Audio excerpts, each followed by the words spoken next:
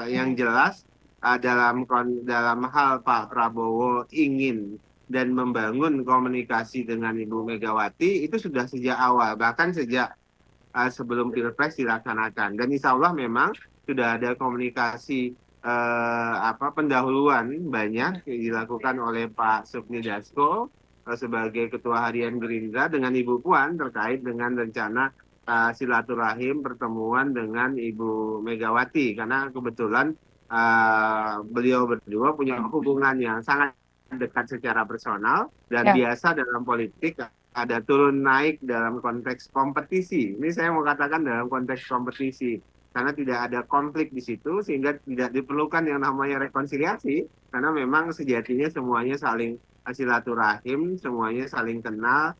hmm. Hanya saja dalam berbagai momentum tertentu memang semua tokoh harus saling berkompetisi dalam istilah kami itu berfasta bikul khairat satu dengan lainnya atau Oke, berlomba-lomba dalam kebaikan.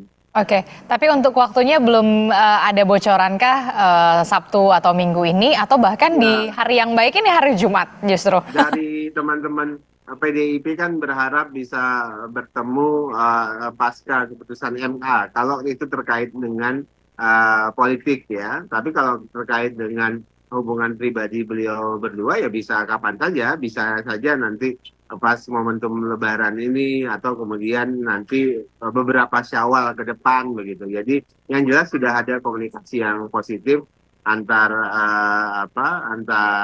tokoh di TKN, antar tokoh partai politik dalam hal ini Pak Sufmi Dasko dengan Pak Abu Puan Maharani. Oke, jadi kalau pertemuan silaturahmi biasa PDI Perjuangan membuka pintu, tapi kalau misalkan untuk membahas politik setelah putusan MK begitu ya, Bung Daniel?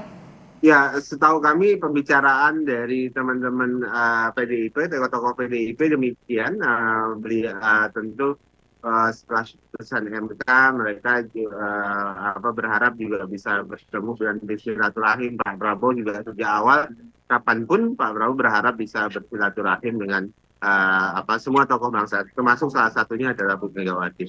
Oke, betul begitu Mas Ciko? Kan Pak Prabowo terus terang punya keinginan bila perlu pertemuan beliau itu antara Pak Prabowo, Bu Megawati, Pak Jokowi dan Pak SBY begitu.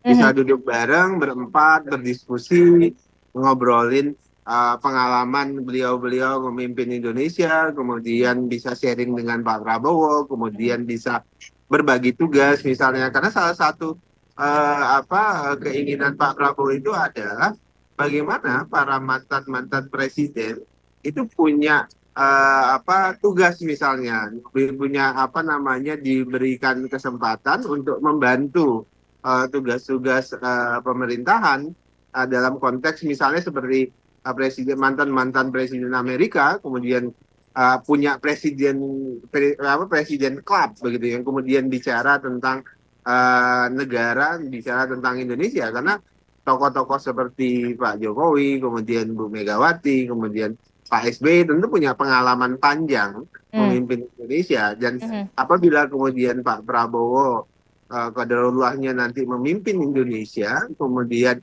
beliau bertiga memberikan banyak saran dan masukan, saya pikir Indonesia itu akan luar biasa. Mimpi Indonesia mengejar kemajuan dalam waktu 5 tahun, 10 tahun ke depan itu akan mudah terwujud, akan akseleratif begitu. Dan itu yang Oke. selalu diinginkan oleh Pak Prabowo. Ada persatuan antar elit, kemudian berdampak, ada efek trickle down itu sampai ke bawah, ada persatuan di tingkat bawah sehingga kita tidak berpecah belah, tidak kemudian ada benci politik, tidak ada dendam politik dan sebagainya. Itu yang selalu menjadi semangat dan visi politik Pak Prabowo. Pak Prabowo selalu bilang ya, visi politik saya itu ya Oke. visi politik gotong royong, visi politik ta'awun kalau dalam bahasa.